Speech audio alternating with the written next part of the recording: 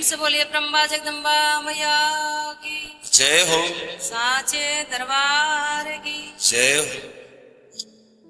जैसी सोच से जन्म जन पूछा, ईश्वर प्रहलाद जी तो परम भक्त हैं, परम वैष्णव हैं, जिन्होंने बचपन में ही हरि कीर्तन के माध्यम से भगवान के गुणगान के माध्यम से पिता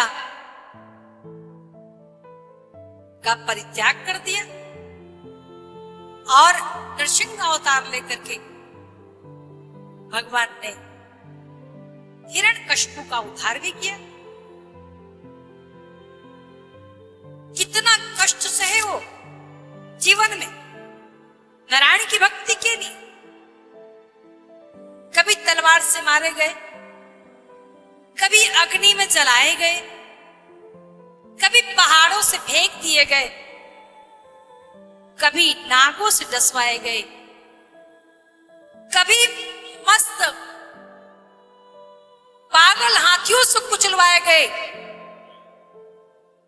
सागर में फेंक कर डुबाए गए, लेकिन परमात्मा ने कभी भी अहित होने आती तो तब हो गई जब बहन होलिका ने गोद में लेकर के चिता में बैठ गई। श्री हरि प्रकट होकर के वहां भी रक्षा कर ली। परम भक्त प्रहलाद जी, उनके मन में शंका, क्या वो तीर्थों के विषय में नहीं जानता? क्या पाताल लोक में रहते हुए शासन कर रहे थे, धर्माचरण कर रहे थे। मन में प्रश्न था, कौन सा तीर्थ श्रेष्ठ है, जाकर दर्शन कराओ। कहा राजेंद्र, प्रथम श्रेणी का पुण्य में जो क्षेत्र है वो नैमिषारण्य है। नैमिषारण्य में सर्व तीर्थ है, सारा तीर्थ है। और जितनी भी कथाएं हुई है ना, सौनकादि ऋषि ने सूची से नैमिषारण्य में ही तो पूछा है। चाहे वो भागवत जी की कथा हो, चाहे वो देवी भागवत जी की कथा हो, या शिव पुराण की कथा हो, या विष्णु पुराण की कथा हो, गरुड़ पुराण की कथा हो, जितनी भी कथाएं हैं नैमिषारण्य में हुई है। सुत जी महाराज ने सुनाया है और शौनकादि ऋषियों ने सुना है। पवित्र धाराधाम है, आपको जरूर दर्शन करना चाहिए। मन में इच्छा प्रबल हो गई। प्रहलाद जी चल पड़े दर्शन करने के लिए।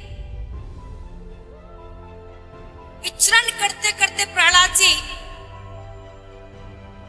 उस स्थल पर पहुंच गए जहां पर नर नारायण तपस्या कर रहे। देखा, सबसे पहले दृष्टि गई हृष्ट पुष्ट बलवान नर नारायण तपस्या कर रहे हैं। तो विचार किया मन में, बड़े तपस्वी हैं, घोर तपस्वी लगते हैं।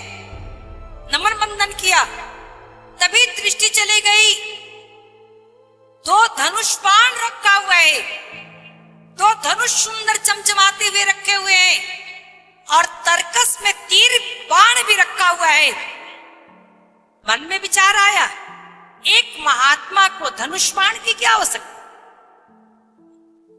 एक तपस्वी को धनुष बाण की क्या आवश्यकता, तीर कमान की क्या आवश्यकता।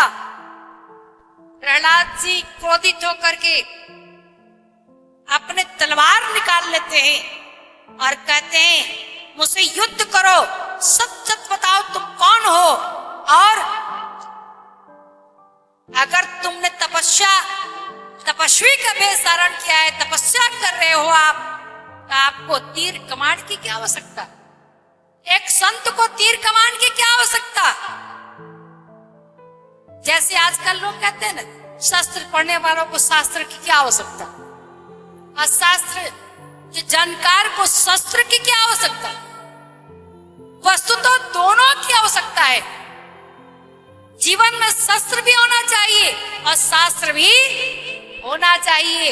इसी के बिना तो सबका जीवन अधूरा है। और जितना भी संकट हमारे आपके जीवन में दिखाई दे रहा, मात्र इसी के कारण। भगवती नव दुर्गा का पूजन ही शस्त्र और शास्त्र का ही परिणित रूप है, सम्मिलित रूप है। भगवती के हाथों में क्या है?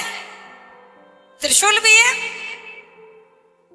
तीर कमान भी है, गदा भी है, दुर्गा कांत है कि नहीं है, और सर्प भी देखती है। तात्पर्य तलवार भी है, तो कमल का फूल भी है। जैसे ही लड़ने के लिए तत्पर हुए, नर नारायण के समक्ष ब्रह्मा प्रकट हो गई और कहा, प्रहलाद क्या कर रहे हो? ये साक्षात नारायण है और ये नर है। तो साप के कारण धराधाम पर अवतरित हुए हैं। ये नर ही तो अर्जुन है और नारायण कृष्ण है। ये नर कौन है? तो अर्जुन और नारायण कृष्ण है। ब्रह्मा जगदम्बा सावधान करते हैं, शस्त्र और शास्त्र की आवश्यकता हर पुरुष को है, हर मानव को है, हर देवता को है, हर देवी को है। इसलिए शस्त्र और शास्त्र का ज्ञान होना चाहिए। ब्रह्मा आशीर्वाद देती है।